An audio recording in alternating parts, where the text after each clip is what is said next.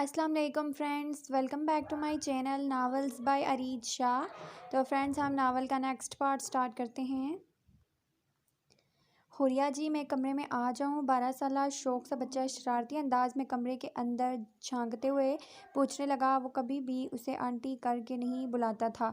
उसे देखते हुए हुरिया के चेहरे पर मुस्कुराहट आई। उसने मुस्कुराते हुए उसे अंदर आने की इजाज़त दी थी। आपके शौहर साहब कहाँ हैं? अंदाज में अब भी शरारत थी।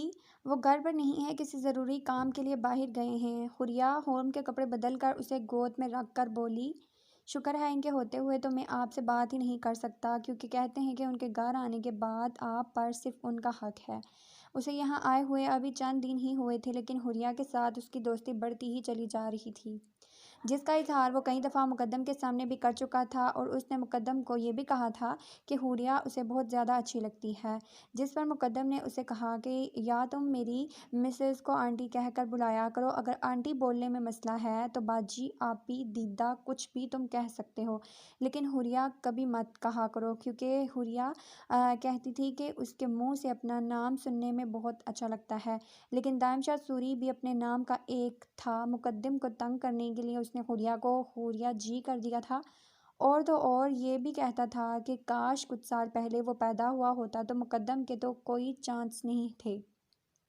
वैसे हुरिया जी, हम वापस मुल्तान चलेंगे तो मैं आपको अपने स्कूल ले जाऊंगा और सबसे मिलाऊंगा। मेरे दोस्त आपसे मिलकर बहुत खुश होंगे, और मेरे टीचर्स भी। मुकद्दम उससे कई दफ़ा साफ अल्फाज में कह चुका था कि अब से वो वापस मुल्तान नहीं जाएगा, बल्कि यहीं इसकी हवेली में उन लोगों के साथ रहेगा। लेकिन वो कह देता कि इस हवेली में वो मेहमान है, आज नहीं तो कल उसे वापस जाना ही है अपने असल घर। हाँ, और वहाँ पर तुमने सबके सामने मुझे मेरे नाम से बुलाना है, तो तुम्हारे टीचर्स तुम्हें बदतमीज़ कहेंगे कि अपने से बड़ी औरत को तुम नाम लेकर पुकारते हो। हुरिया मुस्कुराते हुए होम को थपकती सुलाने की कोशिश कर रही थी। अगले महीने उसकी पहली सालगिरह थी, जिसे लेकर हवेली में इंतज़ामात भी स्टार्ट हो चुके थे। अरे, इसमें बदतमीज़ी वाली कौन सी बात है? हम सब दोस्त एक दूसरे को नाम से पुकारते हैं ना। और आप तो मेरी दोस्त हो, इतनी प्यारी सी, क्यूट सी, और वो आपके हिटलर शौहर, और दूसरा आपका बेटा मुझे इस प्यारी सी बेबी को टच भी नहीं करने देता। वो लगे हाथ से इसे बहराम की भी शिकायत कर चुका था, लेकिन फिर भी हुरिया बेचारी बहराम को कुछ नहीं कह सकती थी, क्योंकि ख़ानदान का पहला बच्चा होने की वजह से वो हर किसी की आंखों का तारा था। मुकद्दम के अलावा और कोई उससे ऊंची आवाज़ में बात नहीं कर सकता था, जिसका फ़ायदा भी बहुत खूब उठाता था। जब से दाम यहाँ आया था तब ही से करदम, दादा, साईं और मुकद्दम के अलावा जुनैद भी उसे काफ़ी ज़्यादा अहमियत दे रहे थे। वजह उनकी वजह से इसका यतीम होना था, और उसके बाद धड़कन, हुरिया, तायशा, सब लोगों के लिए वो ही अहम होता जा रहा था। और सबके लाडले बहराम को ये बात बिल्कुल पसंद नहीं आ रही थी। बड़ों पर तो इसका रौब चलता नहीं था, लेकिन दिल, जिमल, जाजिम, शाजिम और अब तो जानू साईं भी इसकी बात मानती थी। सबको ही इसने इस लड़के के दाम शाह सूरी से दूर रहने के आर्डर दिए थे, और उनमें से कोई भी बहराम की बात नहीं टालता था, क्योंकि वो सब लोग एक ही टीम में थे और बहराम इस टीम का लीडर था। लेकिन दाइम को होर्न बहुत अच्छी लगती थी। इसकी छोटी छोटी शरारतें, हाथ पैर मारना, अपने आप से बातें करना, हर अदा दाइम को बहुत अच्छी लगती थी। और धड़कन जी का बेबी बिल्कुल छोटू था, लेकिन उस पर भी बहराम की हुकूमत थी। इसकी अपनी बहन भी 4 साल की थी, लेकिन ना तो वो चलती थी ना बोलती थी, बस खामोश से मामा के साथ बेड पर पड़ी रहती।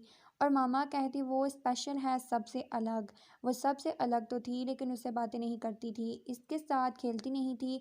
वो जब से यहाँ आया था बिल्कुल तन्हा हो चुका था। हवेली के बाकी बच्चों को उसके साथ खेलने से बहराम ने सख्ती से मना कर रखा था। हवेली के बच्चे इसके साथ खेलना तो दूर, बात करना पसंद नहीं करते थे। बच्चों का इससे दूर रहना घर के बड़े भी नोट कर चुके थे, लेकिन बच्चों के छोटे छोटे मामलात में वो पढ़ कर भी क्या कर सकते थे, इसीलिए उन्हें उनके हाथ पर छोड़कर दाइम को अलग से वक्त देना शुरू कर दिया, क्योंकि बहराम से बात करके कोई हल नहीं निकला था। वो भी अब उसी हवेली का बच्चा था। बच्चों ने आज नहीं तो कल कबूल कर लेना था। इसकी माँ तो अपने कमरे से निकलती नहीं थी, और बहन का होना ना होना बराबर था। वो प्यारा सा बच्चा बहुत जल्द उस पूरे ख़ानदान की तवज्जो अपनी तरफ मरकूज़ कर चुका था। یہاں کیا کر رہا ہے؟ یہ یقیناً میری بیوی کو تنگ کر رہا ہوگا۔ ہر روز کی طرح آج بھی اپنے آنے سے پہلے ہی اسے کمرے میں دیکھ کر مقدم مسکراتے ہوئے کمرے کے اندر داخل ہوا۔ میں اپنی دوست سے باتیں کر رہا ہوں مقدم سائیں۔ اور یہ دوستی کب ہوئی دائم سائیں؟ ایک نظر حوریہ کی طرف دیکھتا اس کی گود سے اپنی ننھی سی جان کو اٹھا چکا تھا۔ جب آپ گھر پہ نہیں ہوتے تب ہم لوگ دوست ہی ہوتے ہیں، اور جب آپ گھر آ جاتے ہیں تب میرے دوست ہی گم ہو جاتے ہیں۔ سوچتا ہوں میں یہ حوریہ جی سے شادی کر لوں، پھر یہ ہمیشہ میرے پاس رہیں گی جس طرح سے آپ کے پاس رہتی ہیں۔ وہ اپنی عقل کا استعمال کرتے ہوئے اپنی دوست کو اپنے پاس رکھنے کا کافی مضبوط طریقہ نکال چکا تھا، جس پر جہاں مقدم نے اسے گھورا وہیں حوریہ نے اپنی ہنسی کو کنٹرول کرنا مشکل کیا۔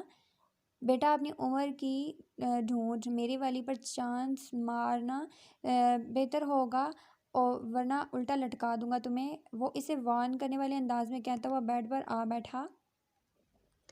حوریہ جی آپ کہیں اپنے شوہر کو کہ آپ ہمیشہ میرے دوست بن کے رہنا چاہتی ہیں اور آپ مجھ سے شادی کریں گی۔ حوریہ کی طرف دیکھتے ہوئے اس کی رضامندی پوچھنے لگا، جبکہ مقدم سائیں کے سامنے بیٹھے ہوئے حوریہ اتنی بڑی خطا تو کبھی نہیں کر سکتی تھی۔ کہہ کر دکھاؤ پھر دیکھنا میں کیا کرتا ہوں۔ اسے اپنی طرف دیکھتے پا کر مقدم نے چیلنج کرتے ہوئے کہا، میں تمہارے لیے خود پیاری سی دلہن ڈھونڈ کر لاؤں گا جو ہمیشہ تمہارے پاس رہے گی اور تمہاری بیسٹ فرینڈ بن جائے گی۔ کوئی اسے تم سے الگ نہیں کر پائے گا، وہ یقین دلانے والے انداز میں بولی، جبکہ اس کے پارٹی بدلنے پر جہاں مقدم خوش تھا وہیں دائم کا چہرہ اداس ہو گیا۔ مجھے بالکل آپ جیسی لڑکی سے شادی کرنی ہے۔ کچھ دیر ان دونوں کو گھورنے کے بعد آخر وہ مانتے ہوئے بولا، اللہ کرے تمہیں بالکل میرے جیسی ہی دلہن ملے، کیونکہ یہ دلہن بک ہے۔ حوریہ کے جملے کو مقدم نے مکمل کیا تھا، جس پر حوریہ نے گھور کر اسے دیکھا، لیکن اس کی گھوریوں کی پرواہ کیے بغیر وہ شرارت سے آنکھ دبا گیا۔ بچے کے سامنے تو لحاظ کریں، حوریہ گھورتے ہوئے بڑبڑائی، بچہ نہیں پورا افلاطون ہے یہ، ابھی سے ہی میری بیوی جیسی بیوی چاہیے۔ مقدم دلکشی سے مسکراتے ہوئے بولا، اللہ کرے اسے بالکل میرے جیسی دلہن ملے۔ حوریہ نے اسے دیکھتے ہوئے دل سے دعا دی، اور میری بیوی کی جان چھوٹے، آمین ثم آمین۔ مقدم نے اس کی بات مکمل کی۔ دائم ماضی کی بھول بھلائیاں سے نکلتا ابھی تک حور کا معصوم چہرہ دیکھ رہا تھا۔ حوریہ کی دعا قبول ہوئی تھی، اسے بالکل حوریہ جیسی معصوم دلہن ملی تھی۔ کوئی بھی اسے دیکھ کر کہہ سکتا تھا کہ یہ حوریہ کی بیٹی ہے۔ کاش آپ آج بھی میرے ساتھ کھڑے ہوتے مقدم سائیں، میں آپ کو بتاتا، دیکھیں میری دعا کیسے قبول ہوئی ہے۔ انتہائی نرمی سے حور کے ماتھے پر بوسہ دیتا اپنے سرہانے پر سر رکھ چکا تھا۔ میری معصوم سی شہزادی، تم اپنے ماں باپ کی دعاؤں کا صلہ ہو، وہ دونوں خود تمہیں مجھے دے کر گئے ہیں، اب تمہیں مجھ سے دور اور کوئی نہیں کر سکتا۔ یہ محبت بھی کتنی ظالم چیز ہے نا، انسان سے وہ کام کروا دیتی ہے جو وہ کبھی کرنا نہیں چاہتا۔ کون جانتا تھا جاسم جیسا ہونہار پولیس انسپکٹر چوروں کی طرح اپنے منکوہا کے گھر میں رات کو آئے گا، لیکن محبت کی ہے اب نبھانی تو پڑے گی۔ آج 4 بجے وہ یہاں سے کسی ضروری کام کے لیے جانے والا تھا، آج سے اس کا کام شروع ہونا تھا۔ اس سے پہلے وہ بس ایک بار زیلا سے ملنا چاہتا تھا، اسے اپنے محبت کا احساس دلانا چاہتا تھا۔ وہ اپنی بیوی کو خود سے مزید بدگمان نہیں کر سکتا تھا، اسی لیے آج اس نے یہاں آنے کا فیصلہ کیا تھا۔ اپنی انا، اپنا غرور ایک طرف رکھ کر وہ زیلا سے وہ کہنے آیا تھا جو اس کے اور اس کے رشتے کو نکھار سکتا تھا، اور اسے یقین تھا اس کا اظہار سننے کے بعد زیلا بھی اس سے زیادہ دیر ناراض نہیں رہ پائے گی، کیونکہ یہ تو وہ بھی جانتا تھا کہ زیلا بھی اس سے محبت کرتی ہے۔ وہ بڑی مشکل سے زیلا کے کمرے تک پہنچا تھا، کیونکہ یاسم باہر کسی سے فون پر باتیں کرنے میں مصروف تھا، اور اس کا انداز بتا رہا تھا کہ جس سے وہ باتیں کر رہا ہے وہ بہت ہی اہم ہستی ہے۔ وہ اسے چھپ چھپا کر زیلا کے کمرے کی طرف آیا، لیکن آگے کمرہ اندر سے لاک تھا۔ حد ہے بے وقوف لڑکی، کون چور پڑ رہے تھے آدھی رات کو، وہ غصے سے کہتا ہوا واپس باہر کی طرف جانے کے لیے یاسم سے چھپ کر نیچے آیا تھا۔ اس کے کمرے کی کھڑکی کافی اونچی تھی، لیکن ملنا تو ہے۔ چلو جاسم بیٹا، بہت چوروں کو سیدھے راستے لگایا ہے، آج تو ذرا الٹے راستے لگ، وہ خود سے کہتا ہوا پائپ پر چڑھنے لگا۔ دیکھ لو زیلا جانی، تمہاری محبت میں کیا نہیں کر رہا، اور اب بھی تم مجھ سے منہ بنا کر بات کرتی ہو جیسے مجھ پر کوئی احسان کر رہی ہو۔ خیر ان سب باتوں کا بدلہ تو میں تم سے شادی کے بعد لوں گا، فی الحال تم تک پہنچ جاؤں یہی بہت بڑی بات ہے۔ وہ پائپ پر چڑھتے ہوئے بڑی مشکل سے بول رہا تھا۔ کمرے کے اندر اچانک اسے دیکھ کر زیلا پریشان ہو چکی تھی۔ تم یہاں کیا کر رہے ہو؟ उसे देखकर गुस्से से बोली, जबकि उसके गुस्से पर वो बेएहतियात मुस्कुराया। देखने आया हूँ निकाह के बाद दुल्हन कैसी दिखती है। वो शरारत से इसके करीब आकर रुका।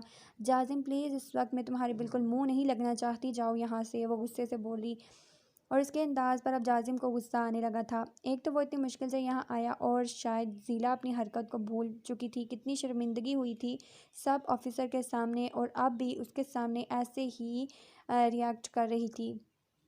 बस अब बहुत हो चुका है। आखिर हुआ क्या है तुम्हें, क्यों इस तरह से रिएक्ट कर रही हो? निकाह हो चुका है आज हमारा, और तुम बीवी हो, मुझे इस तरह से इग्नोर नहीं कर सकती। बीवी नहीं, मुलाजमा कहो या ख़ानदानी बीवी। तुमने मुझसे निकाह किस मकसद के लिए किया है बहुत अच्छे से जानती हूँ। क्या कहा था तुमने? तुम उस लड़की से शादी करोगे जिसे तुम्हारी अम्मा साईं कहेंगी, और फिर दूसरी शादी तुम अपनी पसंद से किसी लड़की से करोगे। जाओ, ख़ानदानी बीवी मिल गई तुम्हें, अब अपनी पसंद से किसी और से शादी कर लो। उसे कहते हुए वह दोबारा मुंह फेर कर चली गई। बेवकूफ़ लड़की, किस ज़माने की बातें कर रही हो? मैं तुमसे कुछ और बात करने आया हूँ, वो उसे समझाते हुए बोला। शायद वो इसे ज़रूरत से ज़्यादा बदगुमान थी। क्या बात करने आए हो? यही बताने आए हो कि अब से मैं तुम्हारी ग़ुलाम हूँ, तुम्हारी निकाह में आ चुकी हूँ। जो तुम चाहोगे वही करूँगी। तुम्हारी नज़रों में मेरी कोई इज़्ज़त नहीं है। अब मैं अपनी मर्ज़ी से ज़िंदगी नहीं गुजार सकती, मुझे तुम्हारे इशारों पर चलना होगा। यही सब कहने आए हो ना? बस अब जाओ यहाँ से। फ़िलहाल मैं तुम्हारे इशारों पर नहीं नाच सकती, मैं अपने माँ बाप के घर पे हूँ, वो गुस्से से बोली। जबकि इसकी बकवास सुनने के बाद जाजिम का तो जैसे दिमाग घूम कर रह गया। हाँ, यही सब कहने आया हूँ मैं तुम्हारे लिए। ये निकाह ग़ुलामी है ना? तुम्हें लगता है कि मुझे शादी करके तुम मेरी मुलाज़मा बन जाओगी? तो बिल्कुल ठीक लगता है तुम्हें। तुम्हारी औकात ही नहीं है तुम्हें बीवी बना के रखा जाए, तुम्हारी औकात ही नहीं है।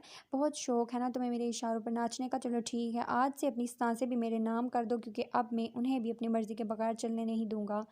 तुम इस काबिल ही नहीं हो कि तुमसे मोहब्बत से बात की जाए। मेरा ही दिमाग ख़राब है जो मैं यहाँ आ गया। ये शादी तुम्हारे लिए ग़ुलामी है ना? तो आज से तुम मेरी ग़ुलाम हो। लेकिन शायद तुम जानती नहीं हो कि ग़ुलाम किसे कहते हैं। जाओ अपने बाप के घर पर ये 10 दिन जी लो, क्योंकि इसके बाद मेरे घर में आने के बाद तुम्हें पता चलेगा कि तुम्हारी क्या औकात है मेरी ज़िंदगी में। वो जिस रास्ते आया था उसी रास्ते वापस पलट गया। वो उसे अपनी मोहब्बत का एहसास दिलाने आया था, और ये बेवकूफ़ लड़की उसकी मोहब्बत को ग़ुलामी का नाम दे रही थी। अपनी बेवकूफ़ाना सोच को न जाने किस हद तक ले चुकी थी, और अब वो इसका दिमाग शादी के बाद ही ठिकाने लगाने का इरादा रखता था। लेकिन आज उसकी बातें सुनकर जाजिम को बहुत अफ़सोस हुआ था। ये निकाह उसके लिए ग़ुलामी थी। जाजिम के निकाह में आने के बाद वो अपने आप को ख़ानदानी बीवी और उसकी मुलाज़मा कह रही थी। कितनी गलत सोच रखती थी वो उसके बारे में। लेकिन अब जाजिम ने सोच लिया था वो उसकी सोच को इसी के अंदाज़ में ठीक करेगा। वो अपने आप को उसकी ख़ानदानी बीवी समझती है तो यही सही, लेकिन इस बार वो उसे आसानी से माफ़ हरगिज़ नहीं करेगा। आज रात जिमल मुसलसल गब्बर को फ़ोन करने की कोशिश कर रही थी, और आज भी फ़ोन ऑन होने के बावजूद उसने फ़ोन नहीं उठाया। ये लोफर इंसान पक्का जेल में होगा। इसके काम भी ऐसे ही हैं कि इसको पिटाई ही होती रहती है। वो परेशान से सोचती हुई फिर से फ़ोन करने लगी। हो सकता है वो किसी ज़रूरी काम में बिज़ी हो, मुझे उसे बार बार तंग नहीं करना चाहिए, जिमल ने खुद से कहा। ऐसे कौन से पहाड़ तोड़ता है, गुंडागर्दी ही तो करता है, उसमें से मसरूफ़ होने वाली कौन सी बात है। वो अपनी बात को खुद ही झुठलाकर फिर से फ़ोन करने लगी, लेकिन बार बार फ़ोन रिंग होने के बावजूद भी उसने नहीं उठाया। भाड़ में जाओ गब्बर, मैं तुमसे कभी बात नहीं करूँगी। कल की तरह आज भी खुद से ही नाराज़ होती फ़ोन रख चुकी थी। मुझे क्या ज़रूरत पड़ी है इस लोफर को बार बार फ़ोन करने की, खुद ही जब पीछे आएगा मैं भी मुंह नहीं लगाऊंगी। वो गुस्से से बड़बड़ाते हुए अंदर जाने लगी। जब तायशा को बाहर आते देखा, बैठो जिमल, मुझे तुमसे कुछ ज़रूरी बात करनी है, वो इसे अंदर जाता देखकर बोली। तो जिमल खामोशी से वापस आकर बैठ गई। अम्मा साईं, आप अभी तक क्यों जाग रही हैं? मुझे तो लगता था कि आप सो चुकी होंगी। आप बेफिक्र रहें, मैं जाजिम को जगा दूंगी। वो इसीलिए जाग रही थी ताकि जाजिम को टाइम पर जगा कर उसे कुछ खिला पिला कर भेज सके, क्योंकि तायशा भूखे पेट किसी को घर से बाहर नहीं निकलने देती थी। मुझे तुमसे कुछ ज़रूरी बात करनी थी और नींद नहीं आ रही थी, इसलिए बाहर आ गई। तायशा ने मुस्कुराते हुए इसका गाल छुआ। खैरियत तो है अम्मा साईं, आज आपको मुझ पर इतना प्यार क्यों आ रहा है? वो इसके मोहब्बत से गाल छूने पर बोली। तुम्हारे लिए बहुत अच्छा रिश्ता आया है जिमल, और इस बार मैं इनकार नहीं सुनूंगी, वो मोहब्बत से इसे बताते हुए वार्न करने वाले अंदाज में बोली। لیکن اماں صحیح آپ جانتی تو ہیں رشتے کی بات سن کر نہ جانے کیوں اسے گبر کا خیال آنے لگا۔ کوئی لیکن یقین نہیں، بس جو میں نے کہہ دیا اب وہی ہوگا۔ بہت سن لی میں نے تمہاری، اب تمہیں میری سننی ہوگی۔ میں تمہارے خوابوں کے راستے میں نہیں آئی تھی، ابھی تمہیں میرا خواب پورا کرنا ہوگا۔ میں تمہیں دلہن بنے دیکھنا چاہتی ہوں۔ تائشہ اسے دیکھتے ہوئے بول ہی رہی تھی جب جازم گھر کے اندر داخل ہوا۔ وہ کافی غصے میں لگ رہا تھا۔ ابھی تو 2 بجے تھے، یہ کہاں گیا تھا؟ وہ اپنی بات سے ہٹ کر اس کی طرف دیکھنے لگا۔ اماں صحیح میں جا رہا ہوں۔ وہ جلدی سے اپنے کمرے سے بیگ لے کر آیا اور ان سے ملنے لگا۔ لیکن بیٹا تم 2 گھنٹے کے بعد جانے والے ہو، تائشہ پریشانی سے بولی۔ جی لیکن ابھی جانا پڑ رہا ہے، ارجنٹ ہے۔ وہ اس کے ماتھے پر بوسہ دیتا جمل سے ملنے لگا۔ وہ ان کو جواب دیتا باہر نکل گیا، جبکہ تائشہ اس کے یوں بھوکے بیٹھ جانے پر پریشان ہو چکی تھی۔ اماں صحیح کچھ نہیں ہوتا، راستے میں کھا لے گا، آپ چلے آرام کریں۔ اسے پریشان دیکھ کر جمل زبردستی اسے کمرے میں لے آئی۔ جازم جا چکا تھا اور اس بار تو وہ صاف لفظوں میں اسے کہہ گیا تھا کہ وہ اس سے شادی صرف اور صرف اسے اپنا غلام بنانے کے لیے کر رہا ہے۔ میں نے تمہارا کیا بگاڑا ہے جازم جنید خان؟ صرف تم سے محبت کی اور تم مجھے میری محبت کی اتنی بڑی سزا دے رہے ہو۔ میں تمہیں کبھی معاف نہیں کروں گی۔ اس کے جانے کے بعد وہ بہت رو رہی تھی۔ کیسے کسی اور سے محبت کرتے ہوئے اس سے نکاح کر چکا تھا اور اب کتنے غرور سے کہہ گیا تھا کہ اس کی شادی کے پیچھے وہی وجہ ہے جو وہ سوچ رہی ہے، مطلب وہ اسے اپنا غلام بنانا چاہتا ہے۔ وہی ٹپیکل مردوں کی طرح سوچ تھی اس کی۔ کتنی آسانی سے وہ کہہ گیا تھا کہ وہ صرف اس کی خاندانی بیوی ہے، صرف اس کی ماں کے پسند اس کے لیے کوئی اہمیت نہیں رکھتی، اور وہ اس شخص کے لیے اپنے دل میں کتنے سالوں سے محبت پالے بیٹھی تھی۔ لیکن ذیلا اب کچھ نہیں کر سکتی تھی، یہ اس کے باپ کا فیصلہ تھا جسے نہ تو وہ بدل سکتی تھی اور نہ ہی اس کے خلاف لڑ سکتی تھی۔ ہاں اس کے بس میں رونا تھا اور وہ جی بھر کر رو رہی تھی۔ اس کے جانے کے بعد وہ نہ جانے کتنی دیر روتی رہی اور کر ہی کیا سکتی تھی۔ وہ کسی اور سے محبت کرتا تھا، کوئی اور لڑکی اس کی محبت میں تھی، وہ تو صرف اس کے خاندانی بیوی تھی، اس کی ماں کی خواہش، ورنہ تو وہ اس کے لیے بالکل بھی اہمیت نہیں رکھتی تھی۔ اہمیت تو وہ رکھتی تھی جو 2 سال پہلے فون پر کتنے دھڑلے سے جازم کو میرا کہہ کر پکار گئی تھی، اور آج جازم اس کا ہو کر بھی اس کا نہیں تھا۔ وہ اس سے میرا کہنے کا حق نہیں رکھتی تھی۔ وہ تھی اس کی اصل محبت۔ ذیلا تو صرف اس کی ماں کی خواہش، اس کی نانی کی خواہش تھی، اور اب اس کی ذات سے وہ سب کے سامنے اچھا بننے کا ڈرامہ کر رہا تھا۔ یہ سب کچھ کر کے جازم نے پھر سب کا فیورٹ ہو جانا تھا اور اس سے شادی کر کے ذیلا اپنی زندگی برباد کر رہی تھی۔ نہیں جازم جنید خان، میں تمہیں کبھی اپنے ذات پر فتح کا جھنڈا لہرایا نہیں دوں گی لہرانے۔ بہت شوق ہے نا تمہیں سب کی نظروں میں اچھا بننے کا، تو بنو اچھا، لیکن ایک بار تو اس لڑکی کے بارے میں سوچ لیتے جس کے ساتھ تم نے محبت کے خواب سجائے ہیں۔ نہ جانے اس نکاح کے بعد اس بیچاری پر کیا گزری ہوگی جو ایسے خود غرض انسان سے محبت کرتی ہے، یا کیا پتہ جازم اس سے بھی نکاح کا وعدہ کر چکا ہو۔ یقیناً ایسا ہی ہوا تھا، وہ اسے شادی کر کے اس خاندان میں فرمانبردار بیٹا ثابت ہو جاتا اور پھر اس لڑکی سے بھی شادی کر لیتا۔ آخر مرد تھا، اسے کون پوچھتا۔ اس کی ساری سوچیں جازم کے گرد گھوم رہی تھی۔ وہ صرف اپنے آپ کو اچھا اور فرمانبردار ثابت کرنے کے لیے اس کی زندگی برباد کر رہا تھا۔ کتنے خود غرض شخص سے محبت کی تھی اس نے، وہ اپنے آپ کو کوس رہی تھی۔ کاش جازم جنید خان تم میری زندگی میں آئے ہی نہ ہوتے، کاش چھوٹی سی عمر میں نے تمہارے خواب نہ سجائے ہوتے۔ ایک بار پھر سے روتے ہوئے وہ اپنے آنے والی زندگی کے بارے میں سوچنے لگی۔ ارے دوست آپ کتنے پیارے لگ رہے تھے، وہ یاسم سے باتیں کر رہی تھی جبکہ نشال پاس ہی بیڈ پر لیٹی ہوئی تھی۔ اچھا آپ فیس بک کی ڈی پی مت چینج کرنا، میں خود ان میں سے ایک فوٹو سلیکٹ کر کے دوں گی آپ کو، آپ وہ والا لگانا۔ سارے فوٹوز کو دیکھتے ہوئے واٹس ایپ پر لائیو ویڈیو پر اس سے بات کر رہی تھی۔ جو حکم میری جان، وہ ہنستے ہوئے سر کو خم دے چکا تھا۔ وانی کافی مصروف انداز میں اس کے لیے ڈی پی سلیکٹ کر رہی تھی۔ یاسم کو ہر تھوڑی دیر کے بعد نشال کا تھوڑا سا ہاتھ نظر آتا، کیونکہ وانی کو نیند کے جھولے لگ رہے تھے، اسی لیے وہ ہر تھوڑی دیر کے بعد آنکھیں بند کرتے ہوئے بیڈ سے نیچے گرنے والی ہو جاتی اور نشال اسے تھام کر واپس لیٹنے کی کوشش کرتی، جبکہ وہ اپنے دوست کو اتنا تیار شیار دیکھ کر بہت خوش تھی اور بار بار اس کی تصویر دیکھتے ہوئے باتیں کر رہی تھی۔ نشال کتنی ہی بار اشاروں میں اسے سونے کے لیے کہہ چکی تھی، لیکن وہ تو آج اس کی کسی بھی بات کو کوئی اہمیت نہیں دے رہی تھی۔ آخر مجبور ہو کر نشال کو خود بولنا ہی پڑا، وانی سو جاؤ، بہت دیر ہو چکی ہے، دوست کو بھی سونے دو، وہ کل سارا دن سفر میں رہے گا۔ نشال کے مطابق یاسم یہاں سے بہت دور رہتا تھا، اس کا گھر بہت فاصلے پر ہونے کی وجہ سے اسے کرائے پر مکان چاہیے تھا۔ ماما کل تو سنڈے ہے، اسکول بھی نہیں جا رہی، مجھے باتیں کرنے دیں دوست سے، دیکھیں وہ کتنے پیارے لگ رہے ہیں۔ ہسپتال سے آنے کے بعد یاسم نے اب تک چینج نہیں کیا تھا اور اس سے فون پر باتیں کرنے لگا، اور تب ہی وانی اپنے ہینڈسم دوست کو دیکھ کر اس کی تعریفیں کر رہی تھی، جسے سن کر وہ ہنستے ہوئے تھینک یو بول رہا تھا، لیکن اسے کیا خبر تھی کہ وہ اچانک ہی نشال کو بھی اس سب میں گھسانا چاہے گا۔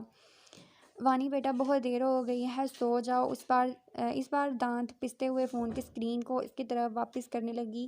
اس کی بیٹی نے تو اسے اچھا خاصا شرمندہ کر کے رکھ دیا تھا، اب اس کے دن اتنے بھی برے نہیں آئے تھے کہ وہ ایک غیر مرد کی خوبصورتی کی تعریف کرتی۔ میں دوست سے باتیں کر رہی ہوں نا، وہ آنکھیں چپکاتے ہوئے بولی، اور اس کے اس معصوم سے انداز پر وہ بھی بے اختیار مسکرائی۔ اتنی نیند آنے کے باوجود بھی وہ اسے فون پر باتیں کرنے میں مصروف تھی۔ وانی بچے، ماما بالکل ٹھیک کہہ رہی ہیں، آپ اب سو جائیں اور کل آپ کا دوست آپ کے پاس ہوگا، اس نے مسکراتے ہوئے وانی سے کہا۔ وانی نے تو جیسے خود سے عہد کر رکھا تھا کہ ماں کی کوئی بات نہیں سنی، لیکن دوست کی کوئی بات نہیں ٹالنی، اسی لیے فوراً اس کی بات مان گئی، جس پر نشال اسے گور کر رہ گئی۔ بہرام جانے کی تیاری مکمل کر چکا تھا، کل ہی وہ یہاں سے ملتان کے لیے روانہ ہونے والا تھا۔ اسے پکا یقین تو نہیں تھا کہ وہ لوگ ملتان میں ہیں یا کہیں اور، لیکن دائم شاہ سوری کے بارے میں معلومات حاصل کرتے ہوئے اسے یہی پتہ چلا تھا کہ ان دنوں وہ ملتان گیا ہوا ہے۔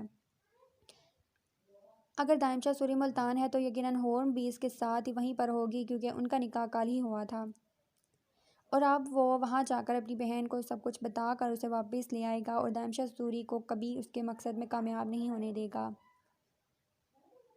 اسے یہ تو پتہ چل ہی چکا تھا کہ دائم نے اس کی بہن سے نکاح کس مقصد کے لیے کیا ہے۔ دائم اس کی فیملی کو اس کے خلاف کر دینا چاہتا ہے، دل تو ویسے بھی اس کے خلاف تھے، اگر جانو سائیں بھی اس کے خلاف ہوگی تو واقعی ہی وہ بہرام کو توڑنے میں کامیاب ہو جائے گا، اور اسے ہرانا ہی تو اس کا مقصد تھا۔ اس کے سامنے ہار کر بہرام خود کو کمزور ثابت نہیں کر سکتا تھا، اسے کسی بھی حال میں اپنی بہن تک پہنچنا تھا۔ نہ جانے وہ اسے کیا کیا بتا چکا ہوگا، لیکن یقیناً اس کے خلاف کرنے کی مکمل تیاری کر چکا ہوگا، اور شاید اس کے سامنے حویلی کا واقعہ بھی اپنے الفاظ میں بیان کرے گا۔ اور پھر ہورم کی بات کی جائے تو وہ تو کبھی بھی کسی انسان پر یقین کر لیتی ہے، اور بہرام کو سب سے زیادہ اس بات کی پریشانی تھی جب سے دادو سائی نے اسے بتایا تھا کہ ہورم اس واقعے کے بارے میں کچھ نہیں جانتی۔ وہ چاہتا بھی نہیں تھا کہ ہورم کو اس واقعے کے بارے میں پتہ چلے۔ وہ نہیں چاہتا تھا کہ ہورم وہ تکلیف کبھی بھی محسوس کرے جو وہ 15 سال سے پل پل کرتا آیا تھا۔ اپنے ہی اپنوں کو اپنے سامنے جل کر مرتے دیکھنا کتنا تکلیف دہ تھا، یہ بہرام اچھے سے جانتا تھا، اور اپنی بہن کو یہ تکلیف کبھی نہیں دینا چاہتا تھا۔ یقیناً وہ اس پر یقین کرنے میں زیادہ وقت نہیں لگائے گا، بہرام کو یقین تھا وہ ہورم کو منا لے گا۔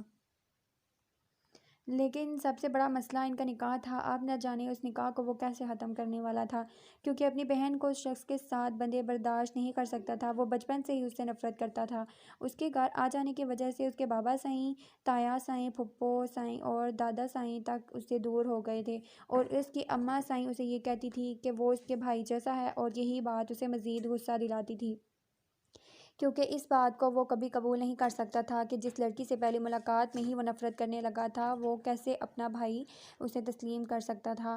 زرش آج گاؤں جا چکی تھی، اور آج پورا دن وہ اسے ایک سیکنڈ کو بھی نہیں دیکھ پایا تھا، جب سے شازم نے اسے یہ بتایا تھا کہ وہ جانتا ہے کہ یہ وہ لڑکی ہے جس کے ساتھ اس کا نکاح ہوا ہے۔ اس دن سے وہ اس کے سامنے ویسے بھی بہت کم آتی تھی، شاید وہ اس سے شرما رہی تھی، جو بھی تھا وہ تو اسے چھوڑ کر چلی گئی تھی گاؤں، اور اب ان کی ملاقات شادی کے بعد ہی ہونی تھی، لیکن فون پر رابطہ ممکن تھا۔ اگر وہ فون اٹھا لیتی تو شازم کے نکاح کے فوراً بعد وہ لوگ جا چکے تھے۔ تائشہ کو بھی آج ہی پتہ چلا تھا کہ شازم جانتا ہے کہ زرش ہی وہ لڑکی ہے۔ شازم بار بار اس کے نمبر پر فون کر رہا تھا، لیکن مجال تھی وہ لڑکی فون اٹھائے۔ یار وہ سفر میں تھی، تھک گئی ہوگی، آرام کر رہی ہوگی، تمہیں اپنی بیوی کا احساس کرنا چاہیے، اور تم کیا اس طرح بار بار فون کر رہے ہو۔ وہ آئینے کے سامنے کھڑا خود کو ڈانٹ رہا تھا۔ لیکن تم یہ احساس کیوں کرو شازم سائیں، اسے احساس کرنا چاہیے، کیا جائے گا اگر وہ ایک بار تو میرا فون اٹھا لے، مجھ سے بات کر لے۔ اگلے ہی پل وہ آئینے کے سامنے اپنی بات سے پلٹ گیا۔ ہاں، اسے میرے فون کا انتظار کرنا چاہیے تھا، یہ اس نے بہت غلط کیا، اسے ایسا بالکل نہیں کرنا چاہیے تھا۔ ایسے کیسے سو گئی؟ ہاں میں جاگ رہا ہوں تو وہ وہاں کیسے سو سکتی ہے؟ اسے اپنے سر کے سائیں کا خیال کرنا چاہیے۔ اور وہ خود سے کہتا ہوا بیڈ پر لیٹ گیا، نیند تھی جو آنے کا نام نہیں لے رہی تھی، اور وہاں اس کی سنگ دل محبوبہ آرام فرما رہی تھی۔ ابھی وہ اپنی سنگ دل محبوبہ کے بارے میں سوچ رہا تھا جب اس کے فون کی رنگ ٹون بجی۔ زرش کا میسج دیکھ کر اس کی آنکھیں چمکتی تھی۔ اگلے ہی پل اس نے میسج کھول کر پڑھا، بار بار فون نہ کریں شازم سائیں، دادی بالکل میرے پاس سو رہی ہیں اور اس وقت میں باہر جا کر آپ سے بات نہیں کر سکتی۔ میسج پڑھنے کے بعد وہ بے اختیار مسکرا دیا۔ وہ صرف اپنے بارے میں ہی کیوں سوچ رہا تھا؟ بیچاری نہ جانے کب سے پریشان تھی اس کی وجہ سے، لیکن ایک بات سوچ کر اسے بہت خوشی ہو رہی تھی کہ اگر وہ جاگ رہا تھا تو وہ سوئی وہ بھی نہیں تھی، مطلب کہ اس کی محبت اسے بھی جگائے ہوئی تھی۔ ٹھیک ہے مرشد، میں آپ سے بات نہیں کروں گا، لیکن کل صبح آپ کو خود ٹائم نکال کر مجھے فون کرنا ہوگا۔ اس نے ایک میسج بھیجا تھا جس پر فوراً ڈن ڈن کے 2 میسج آئے تھے۔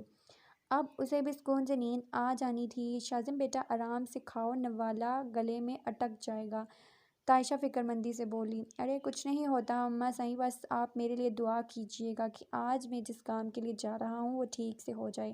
آج کی میٹنگ اگر اچھی ہوئی تو وہ کانٹریکٹ میری کمپنی کو مل جائے گا، وہ پھر بہت جلد میری کمپنی بھی کامیاب کمپنیوں میں شامل ہو جائے گی۔ شازم نے تفصیل سے بتائی اور ایک نوالہ لیا، کیونکہ وہ چاہے کتنی بھی لیٹ کیوں نہ ہو جائے تائشہ کبھی بھوکے پیٹ اسے باہر نہیں نکلنے دیتی تھی۔ اس وقت بھی جازم جلدی جلدی کے چکر میں کھانے کی کوشش کر رہا تھا، جبکہ تائشہ اس کے سر پر کھڑی اسے ٹھیک سے کھانے کی تاکید کر رہی تھی۔ جازم کو تھا وہ رات کو ہی گڈ نائٹ بول چکا تھا، کیونکہ وہ اس کی محبت میں آدھی رات تک ہرگز نہیں جاگ سکتا تھا۔ انشاءاللہ میری جان ضرور مل جائے گا، تم اتنی محنت کر رہے ہو، مجھے تمہاری قابلیت پر پورا یقین ہے، تائشہ محبت سے بولی، اور مجھے میری اماں صاحب کی دعاؤں پر یقین ہے۔ ویسے آج میں جا رہا ہوں بابا صاحب سے ملنے کے لیے، اگر کوئی پیغام ہو تو مجھے دے کر بھیج سکتی ہیں؟ وہ شرارت سے کہتا ہوا تائشہ کو پوچھنے لگا، کیا تم گاؤں جا رہے ہو شازم بیٹا؟ اچھا نہیں لگتا، کچھ ہی دنوں میں تمہاری شادی ہے اور اس طرح سے اچانک تمہارا گاؤں جانا، گاؤں والے کیا سوچیں گے؟ تائشہ پہلے تو جنید کا ذکر سن کر کچھ نہیں بول پائی، لیکن اب اس کی بات کی گہرائی کو سمجھتے ہوئے سمجھانے لگی، اماں صحیح وہ گاؤں صرف ان لوگوں کا نہیں ہے، میرے بڑوں کا ہے، میرے بابا صاحب کی قبر ہے وہاں ضرور جاؤں گا، جسے جو سمجھنا ہے سمجھتے رہیں، اور اگر آپ بھی آنا چاہتی ہیں تو میرے ساتھ آ سکتی ہیں، ویسے بھی پتہ ہے مجھے آپ بابا صاحب کو بہت مس کرتی ہیں، اچھا ہی ہے دونوں کی ملاقات کروا دوں گا، تھوڑا ثواب پاؤں گا۔ وہ اب بھی شرارتی انداز میں بول رہا تھا، کوئی ضرورت نہیں ہے، جب مجھے ملنا ہوگا میں خود چلی جاؤں گی، مل آؤں گی۔ تائشہ اس کی بات کا جواب اسی کے انداز میں دیتے ہوئے بولی، چلیں کوئی میسج بھجوا دے، بابا صاحب بھی آپ کو مس کر رہے ہوں گے، خوش ہو جائیں گے بیچارے کہ ان کی خوبصورت بیوی نے بیٹے کے ہاتھوں میسج بھیجا ہے۔ وہ کہاں باز آنے والا تھا؟ تمہیں کبوتر بننے کی ضرورت نہیں ہے، جو بھی میسج دینا ہو وہ بھی میں خود دے دوں گی جب کہ میں ان سے ملنے جاؤں گی۔ تم جلدی سے ناشتہ ختم کرو اور چلتے بنو، میں اس جمل کو جگاتی ہوں۔ کل رات بھی بات ادھوری رہ گئی، وہ رشتے والی بات۔ شازم نے ناشتے سے انصاف کرتے ہوئے پوچھا، ہاں وہی بات، دعا کرو زمل مان جائے، بہت اچھے لوگ ہیں اور بنا کسی بہانے سے انہوں نے سیدھی سی بات کی ہے کہ وہ زمل کے رشتے کے لیے گھر آنا چاہتے ہیں۔ لڑکا یاسم کا دوست ہے، اعتبار والا ہے اور جازم بھی بہت اچھے طریقے سے جانتا ہے اسے، تائشہ نے خوشی سے بتایا۔ وہ سب کچھ تو ٹھیک ہے، لیکن کرتا کیا ہے؟ شازم نے فکر مندی سے پوچھا تھا۔ آخر راز کی بہن کی زندگی کا سوال تھا، اور اس بار تائشہ کے انداز سے لگ رہا تھا کہ وہ یہ رشتہ پکا کر کے ہی دم لیں گی۔ میں نے پوچھا تھا، لیکن انہوں نے کہا کہ جو کام یاسم کرتا ہے وہی کرتا ہے، وہ شاید ایک ساتھ کام کرتے ہیں۔ یاسم کا بہت گہرا دوست ہے، اور حیدر بھائی نے بتایا تھا کہ یاسم نے اپنا کاروبار شروع کیا ہے کسی دوست کے ساتھ مل کر۔ تائشہ نے تفصیل سے بتایا تو شازم ہاں میں سر ہلایا۔ اگر جازم اسے جانتا تھا تو یقیناً وہ کوئی اچھا انسان ہی تھا، ورنہ جازم اور یاسم برے لوگوں سے دوستی نہیں کرتے تھے۔ شازم کو آفس بھیجنے کے بعد وہ سیدھی زمل کے کمرے کی طرف آئی تھی۔ پہلے تو زمل خود کو بہت چھپانے کی کوشش کرتی رہی اور اس سوال سے بچنا چاہا، لیکن تائشہ اگر ایک بات کے پیچھے پڑ جائے تو اسے ختم کر کے ہی دم لیتی تھی۔ اب بھی وہ مسلسل اس کے کمرے کا دروازہ بجا رہی تھی تاکہ وہ اس سے اس بارے میں پوری طرح بات کرے۔ اسے خود وہ لوگ بہت اچھے لگے تھے اور وہ چاہتی تھی کہ اس جگہ زمل کا رشتہ ہو جائے، اور وہ چھوٹی بچی یا کم عمر لڑکی ہرگز نہیں تھی۔ تائشہ وہ اپنی بیٹی کا بھلا چاہتی تھی، لیکن اس کی بیٹی اس بات کو سمجھنے کی کوشش نہیں کر رہی تھی۔ شاید اگر آج جنید زندہ ہوتا تو اب تک اس کی بیٹی اپنے گھر میں ہوتی۔ کبھی کبھی اسے جنید کی کمی بہت شدت سے محسوس ہوتی ہے، لیکن وہ ہر نماز کے بعد ایک دعا مانگتی تھی کہ قیامت کے دن وہ اپنے شوہر کے سامنے شرمندہ نہ ہو۔ وہ ہر ممکن طریقے سے اپنے بچوں کی اچھی تربیت کرنے کی کوشش کر رہی تھی۔ اس نے اپنے تینوں بچوں کے دل میں جنید کے لیے بہت محبت اور بہت عزت پیدا کی تھی، لیکن اس کے باوجود بھی جازم کو اپنے باپ سے بہت شکایتی تھی۔ شاید وجہ یہ تھی کہ وہ اپنے باپ کے خط سے زیادہ قریب تھا۔ اسے یاد تھا جب جازم کو بچپن میں پیر میں چوٹ لگی تھی، وہ 12 سال کا تھا اور جنید اسے اٹھا کر اسکول، مسجد اور نہ جانے کہاں کہاں لے کر جاتا تھا۔ ڈاکٹر نے کہا تھا کہ کچھ وقت تک جازم کو اس کے پیروں پر چلنے نہ دیا جائے کیونکہ وزن ڈالنے کی وجہ سے اس کا پیر ٹوٹ بھی سکتا ہے۔ اور اس وقت جنید نے کس طرح سے اسے وہ ہر خوشی دی تھی جو ایک 12 سال کا بچہ چاہتا ہے۔ اس کا باپ اسے عام بچے کی طرح ہر اس جگہ لے کے جاتا تھا جہاں جا کر بچے خوش ہوتے تھے۔ یہ نہیں تھا کہ وہاں شازم سے کم پیار کرتا تھا، لیکن شازم شروع سے ہی شرارتی بچہ تھا۔ جازم کی بنسبت جمل اور شازم دونوں شرارتی اور گلے ملنے والے بچے تھے، جبکہ جازم ہمیشہ سے الگ تھلگ بہنے والا تھا۔ یا یہ کہنا ٹھیک رہے گا کہ جمل اور شازم تعائشہ پہ تھے جبکہ وہ اپنے باپ پر گیا تھا، لیکن جنید کی وفاداری سے اپنے بیٹے کی نظروں میں غلط ثابت کر گئی تھی اور آج بھی کہتا تھا کہ کردم سائیں سے وفا نبھانے کے لیے وہ اپنے بچوں کو اگنور کر گیا۔ وہ ان کے ساتھ انصاف نہیں کر سکا۔ کردم سائیں سے اتنی محبت کرتا تھا کہ اس کے لیے اس نے اپنے بچوں تک کو چھوڑ دیا، وہ بھی ہمیشہ کے لیے۔ جب ان لوگوں کو ہسپتال پہنچایا گیا تب جنید زندہ تھا اور مرتے دم تک اس کے الفاظ یہی تھے کہ وہ کردم سائیں کو بچا نہیں پایا، وہ اپنی وفاداری کو ثابت نہیں کر پایا، کردم سائیں کے ساتھ اپنی دوستی کو نبھا نہیں پایا، اور یہی باتیں یاد کر کے جازم کو اپنے باپ سے گلہ تھا۔ وہ اپنے آخری وقت میں بھی صرف کردم کا نام لیتا رہا۔ اس کے لیے سب سے اہم کردم تھا، اس کے بعد ہی اس کی فیملی آتی تھی۔ کیا وفاداری اتنی خالص ہونی چاہیے کہ دوستی اس طرح سے نبھائی جاتی تھی کہ اپنی فیملی کو بھی قربان کر دیا جائے؟ جازم کے یہ سوال عائشہ کو ہمیشہ لاجواب کر دیتے تھے۔ وہ اپنے باپ سے اس حد تک ناراض تھا کہ اس کے مرنے کے بعد اس کی قبر پر بھی کبھی نہ گیا۔ ہاں، لیکن اسے چھپ چھپ کے روتے تو عائشہ نے کئی دفعہ دیکھا تھا۔ جازم جنید کی تصویر کو سینے سے لگائے وہ کتنی دیر روتا رہتا تھا اور پھر آہستہ آہستہ جب وہ بڑا ہوا تب اس نے رونا بھی چھوڑ دیا، لیکن وہ جازم کے سامنے ہمیشہ کہتی تھی کہ اسے جنید پر فخر ہے، جس نے مرتے دم تک وفاداری نہیں چھوڑی، ہاں مگر رشتوں کو چھوڑ دیا۔ وہ اپنا سامان لے کر کمرے سے باہر نکلا تھا۔ باہر دادو سائیں آج بہت دنوں کے بعد بیٹھی تھی۔ وہ انہیں سلام کرتا ان کے قریب ہی بیٹھ گیا جبکہ دل ناشتہ کرنے میں مصروف تھی۔ دل سائیں بہرام کا ناشتہ یہیں لے آؤ، دادو نے اسے کہا۔ نہیں، اس کی ضرورت نہیں ہے دادو سائیں، میں بس جا رہا ہوں، میں راستے میں کچھ کھا لوں گا۔ دعا کریں کہ مجھے جو ایڈریس ملا ہے بالکل صحیح ہو اور میں جانو سائیں کو واپس لے آؤں۔ انشاءاللہ سب ٹھیک ہو جائے گا، میں جانو سائیں کو واپس لے آؤں گا۔ وہ ان کے ماتھے پر بوسہ دیتے ہوئے ان کے قریب سے اٹھ کر دل کو آنے کا اشارہ کیا تاکہ وہ دروازہ بند کرے۔ تم واپس آؤ بہرام سائیں، اب میں اپنی دوسری ذمہ داری بھی نبھانا چاہتی ہوں، کردم اور مقدم کے وعدے کو پورا کرنا چاہتی ہوں۔ اس کے اٹھتے وہ محبت سے بولی۔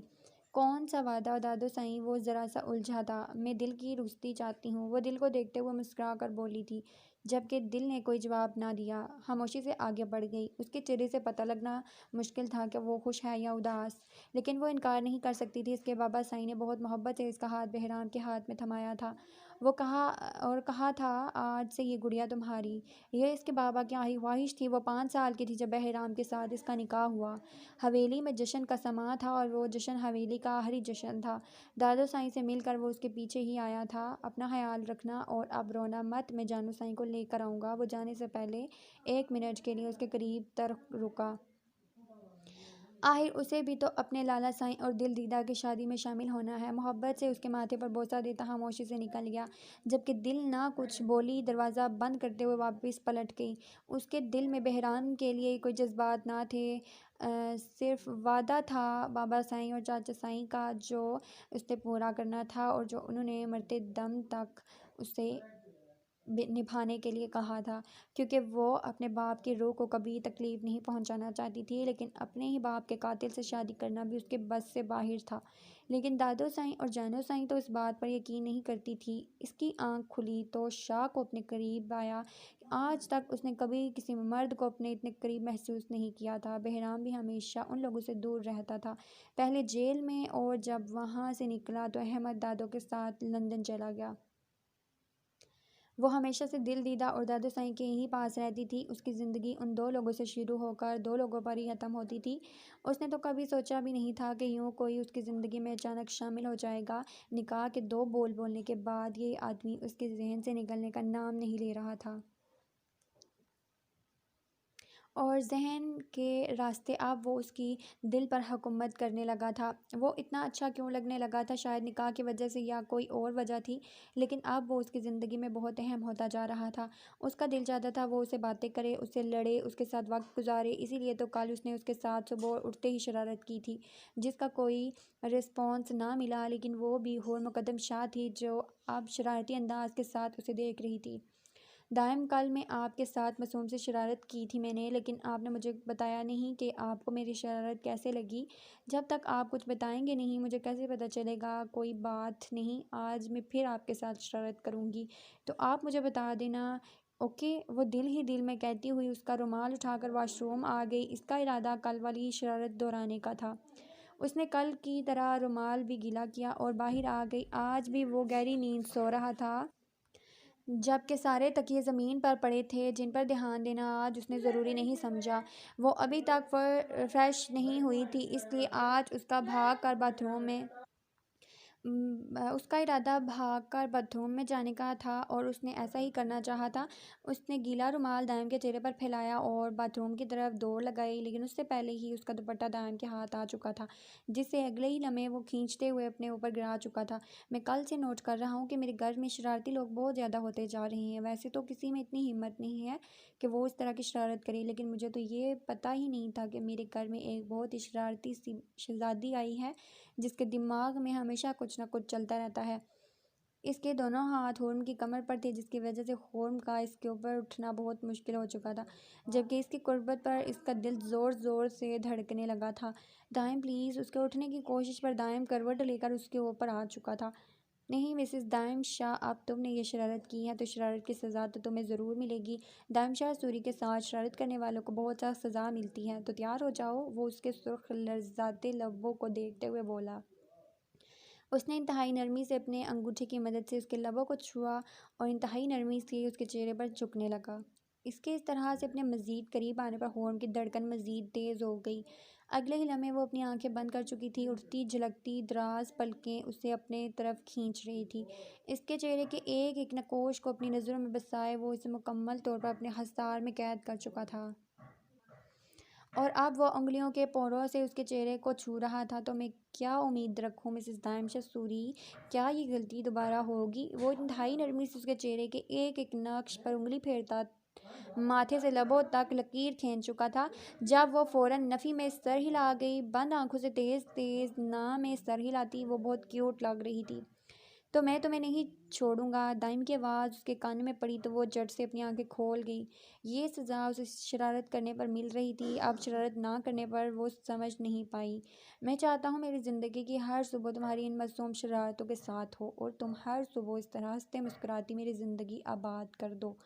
تو اب بتاؤ، کرو گی نا میری زندگی آباد؟ بتاؤ میری ہر صبح کو خوب؟ وہ مسکراتے ہوئے اس کی آنکھوں میں آنکھیں ڈالے پوچھ رہا تھا، جب اس نے نرمی سے ہاں میں سر ہلایا، اور اس کے ماتھے کو بوسہ دیتے ہوئے وہ اس کے اوپر سے اٹھ کر فریش ہونے چلا گیا، جبکہ ہورم کتنی دیر وہیں بیڈ پر پڑی اس کی قربت کے حسین لمحوں کے زیر اثر تھی۔ یہ تو بڑے کوئی ہیں، لیکن آپ نے مجھے شرارتوں کی اجازت دے کر بہت بڑی غلطی کی ہے مسٹر دائم شاہ۔ آپ اپنی مسز کو جانتے نہیں ٹھیک سے۔ وہ کھلکھلا کر ہنسی تھی جب اس کا دھیان زمین پر پڑے تکیوں کی طرف گیا۔ یا اللہ! کیوں آپ میرے ہاتھوں ان غریبوں پر ظلم کر آتے ہیں؟ وہ معصومیت سے کہتی اٹھ کر زمین سے سارے تکیے اٹھانے لگی۔ پھر اچانک یاد آیا کہ آج تو انہیں اسلام آباد کے لیے نکلنا ہے۔ وہ اسلام آباد پہلی بار جا رہی تھی، اس لیے بہت ایکسائٹڈ تھی، لیکن کاش دادو سائیں اور دل دیدہ بھی اس کے ساتھ ہوتے، وہ کتنا انجوائے کرتی۔ وہ ان سب کو بہت مس کر رہی تھی، لیکن اسے یقین تھا بہت جلد دائم اس کے گھر والوں کو ڈھونڈ نکالے گا۔ وہ اسلام آباد جانے کے لیے بالکل تیار تھے، لیکن ابھی اسے پتہ چلا تھا کہ وہ صبح صبح نہیں بلکہ دوپہر 2 بجے کے بعد جانے والے۔ اس کے سارے ایکسائٹمنٹ دری کی دری رہ گئی جب اسے یہ پتہ چلا کہ وہ لوگ بائی روڈ جا رہے ہیں۔ جہاز میں بیٹھنے کا سن کر اسے ڈر تو لگ رہا تھا، لیکن بائی روڈ جانے کا سن کر اسے اچھا نہیں لگا تھا۔ جب تک سفر شروع ہوتا ہے چلو میں تمہیں شاپنگ کرواتا ہوں، اسے یوں منہ بنائے بیٹھے دیکھ کر دائم نے محبت سے کہا، اور شاپنگ کے نام پر ہر لڑکی اس طرح آنکھیں بھی چمک اٹھا دیتی ہے۔ چلو جلدی سے چینج کرو۔ اور ہورم اس کے مسکرانے پر وہ اس سے دوسرا آرڈر دے کر اٹھ کھڑا ہوا۔ یہ ہورم کیا ہوتا ہے؟ جو لوگ مجھے پیار کرتے ہیں وہ مجھے جانو سائیں کہتے ہیں، آپ مجھے جانو سائیں کہہ کر پکارا کریں یا کوئی اور نام رکھ لیں، میں اپنا نام بھول جاتی ہوں۔ وہ جاتے ہوئے پلٹا تھا۔ آج صبح بھی جب بڑی اماں سائیں سے باتیں کرتے ہوئے اس کے نام سے پکار رہی تھی تو جب تک انہوں نے 2-3 بار نہ پکار لیا وہ بولی ہی نہیں۔ میرے ساتھ اسکول اور کالج میں بھی ایسا ہی ہوتا آیا تھا۔ میری سہیلیاں مجھے جانو کہہ کر ہی بلاتی تھی اور بچپن سے ہی اپنا اصل نام زیادہ نہ سننے کی وجہ سے میں اپنے نام کی وجہ سے کافی کنفیوز ہو جاتی تھی۔ ٹھیک ہے، آپ سے میں تمہیں جانو سائیں کہہ کر ہی بلایا کروں گا، جانے شاہ۔ وہ نظر جھکائے اپنی مجبوری بتا رہی تھی۔ اسے لگا تھا شاید شاہ بھی اس کا لاجک سن کر ہنسے، اس کا مذاق کرے گا۔ وہ کیسے لڑکی ہے جو اپنا ہی نام بھول جاتی ہے، لیکن اس کے اس طرح سے کہنے پر وہ کھلکھلاتی ہوئی اپنے روم کی طرف چلی گئی، جبکہ اس کی معصومیت دیکھتے ہوئے شاہ کو اب بھی لگنے لگا تھا وہ جب اسے حقیقت بتائے گا تب کہیں وہ اسے چھوڑ کر نہ چلی جائے، کہیں وہ نازک سی لڑکی ٹوٹ نہ جائے، کہیں اس کا بھروسہ نہ ٹوٹ جائے۔ نہیں، مجھے اسے سب کچھ بتانا ہوگا، وہ بھی جلد سے جلد۔ مجھے بالکل بھی دیر نہیں کرنی چاہیے۔ وہ کچھ دن اپنے ماں باپ کے ساتھ گزارنا چاہتا تھا، لیکن رات وانی کا معصومیت سے بار بار پوچھنا دوست واپس کب آؤ گے اسے صبح واپس جانے پر مجبور کر گیا تھا۔ حیدر کو تو اس کی یہ نوکری بالکل بھی اچھی نہیں لگ رہی تھی۔ اگر اس نے اپنا کام شروع کرنا بھی تھا تو کہیں اپنے ہی علاقے میں کرتا، اتنی دور جا کر کرنے کی کیا ضرورت تھی کہ وہ 2 ہفتے گھر ہی نہ آ سکے۔ نور کو اپنی ایک سہیلی کی بیٹی آج کل بہت پسند آ گئی تھی، جس کا ذکر اس نے حیدر کے سامنے بھی کر دیا تھا اور اسے کہا تھا کہ یاسم سے اس بارے میں بات کرے، اور حیدر کو جان کے کہ وہ یاسم کے لیے کسی لڑکی کو پسند کر چکی ہے اسے بہت خوشی ہو رہی تھی، اور اسے یقین تھا اس کی یاسم اسے ٹال بھی دے، نور کی کبھی نہیں ٹالے گا، اور اس حوالے سے نور سے بھی کہہ چکا تھا کہ وہ جہاں چاہے گی یاسم کی شادی وہیں ہوگی، اور وہ آج ہی اس بارے میں اسے بات کرنا چاہتا تھا، لیکن یاسم کے پاس بالکل وقت نہیں تھا۔ اسے صبح ہی نکلنا تھا، لیکن 1 ہفتے میں وہ واپس آنے والا تھا۔ اس کی بہن کی شادی تھی، تب اس کا ارادہ یاسم سے اس لڑکی کو ملوانے کا تھا، اور اسے یقین تھا کہ نور کی پسند اسے بھی ضرور پسند آئے گی۔ جانو سائیں نے جس چیز پہ ہاتھ رکھا دائم نے اسے خرید لیا، جبکہ وہ نہیں کرتی رہی اور دائم کو بہت سمجھانے کی کوشش کر رہی تھی کہ وہ صرف ان چیزوں کو دیکھ رہی ہے، پسند نہیں کر رہی، جس پر دائم نے کہا کہ وہ اس کی چھوئی ہوئی چیزوں کو بھی یہاں نہیں رہنے دے گا، اور اس بات پر وہ احتیاط کرنے لگی تھی۔ وہ کسی چیز سے ٹچ نہیں ہو رہی تھی، یہ نہ ہو کہ اس بلڈنگ کو ٹچ کروں اور یہ جناب اسے بھی خرید لے، وہ بڑبڑائی تھی، جس پر دائم مسکرایا۔ اس کے لیے تمہیں فکر کرنے کی ضرورت نہیں ہے، یہ بلڈنگ میری ہی ہے، اس نے مسکراتے ہوئے کہا، اور ان کی آنکھیں کھل گئی۔ ہائے اللہ، کتنے بڑے چھپے رستم ہیں آپ، یہ مارکیٹ آپ کی ہے؟ ان کو خوشی کے ساتھ ساتھ حیرت ہو رہی تھی۔ ہاں، 15 سال پہلے میرے بابا نے بنوایا تھا، وہ بھی سیاست میں تھے، ان کے جانے کے بعد یہ میرے ہی نام ہے، لیکن اس کا سارا پیسہ فنڈز میں جاتا ہے، اور اسے تفصیل سے کہتا ہوا ٹائم دیکھنے لگا۔ ابھی 11 بجے ہیں، ہمیں 2 بجے جانا ہے۔ اس کے بار بار گھڑی دیکھنے پر وہ شرارتی انداز میں بولی، مطلب